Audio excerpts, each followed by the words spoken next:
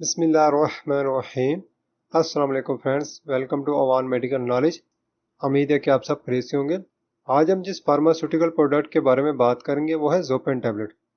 ज़ोपेन tablet एक anti secretary medicine है जो हमारे स्टोमक में एसिड की सिक्रीशन को कम करती है। इसलिए इसे हमारे ग़िज़ा की नाली, मैदा और छोटी आंत से रिलेटेड जो प्रॉब्लम है, जैसे कि एरोसिव GERD या एरोसिव एसोफेजाइटिस, जिसमें हमारे ग़िज़ा की नाली में इन्फ्लेमेशन या अल्सरेशन बन जाती है, और इसके अलावा एच पायलोरी इन्फेक्शन की वजह से हमारी छोटी आंत में बनने वाले अल्सर, हमारे गले या सीने में होने वाली जलन के लिए इसे रिकमेंड किया जाता है। ज़ोपेन टैबलेट की अगर कंपोजिशन की बात की जाए तो इसमें जो एक्टिव इंग्रेडिएंट या जो साल्ट होता है वो पेंटोप्राजोल होता है, जिसकी स्ट्रेंथ 20 mg और 40 mg होती है। और ज़ोपेन टैबलेट की जो ड्रग क्लास है वो प्रोटॉन पंप इनहिबिटर या PPI है। PPI ऐसी मेडिसिन होती हैं जो हमारे स्टोमक में एसिड की सिक्रीशन को कम करती हैं।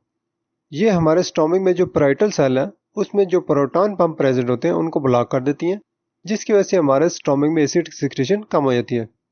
ज़ोपेन टैबलेट की अगर यूजेस की बात की जाए तो सबसे पहले इसे जिस स्टोमक डिजीज के लिए यूज किया जाता है वो है GERD, यानी कि गैस्ट्रोएसोफेगल रिफ्लक्स डिजीज।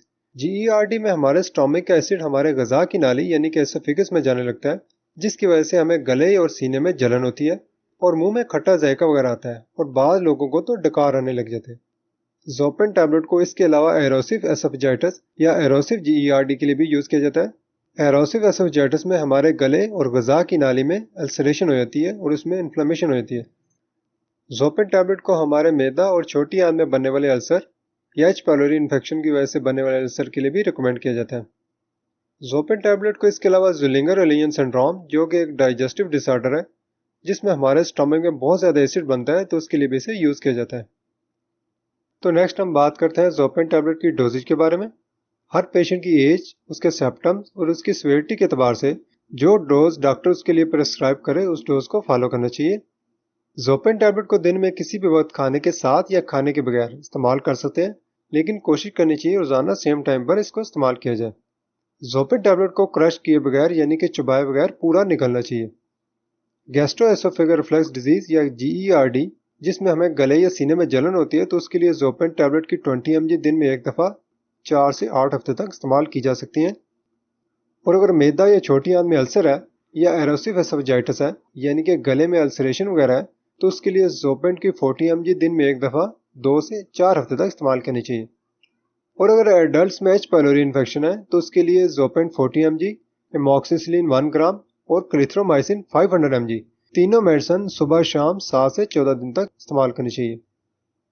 ज़ोपेन टैबलेट की अगर साइड इफ़ेक्ट्स की बात की जाए तो ज़ोपेन टैबलेट के इस्तेमाल से कुछ लोगों में साइड इफ़ेक्ट्स हो सकते हैं, जैसे कि कुछ में एलर्जिक रिएक्शन हो सकते हैं, सर में दर्द हो सकता है, पेट में दर्द हो सकता है, मतली वगैरह हो सकती है, कुछ लोगों को मोशन वगैरह हो सकते हैं, उल्टी हो सकती है, या पेट में गैस वगैरह हो सकती है, पेट फूल सकता है।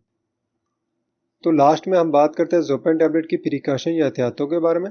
ऐसी औरतें जो प्रेग्नेंट हैं या बच्चे को दूध पिलाती हैं तो उनको डॉक्टर से कंसल्ट करने के बाद ज़ोपेन टैबलेट को यूज़ करना चाहिए।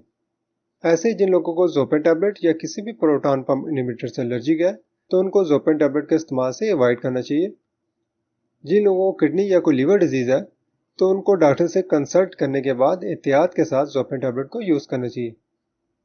ज़ोपेन टैबलेट का ज़्यादा इस्तेमाल बॉडी में विटामिन B12 की डिफिशियंसी कर सकता है। ओके फ्रेंड्स, तो ये हमारा आज का टॉपिक था ज़ोपेन टैबलेट से रिलेटेड। अगर आपको हमारी ये वीडियो अच्छी लगे तो हमारे चैनल को लाइक, सब्सक्राइब और शेयर कीजिएगा। Thank you. अल्लाह हाफिज़।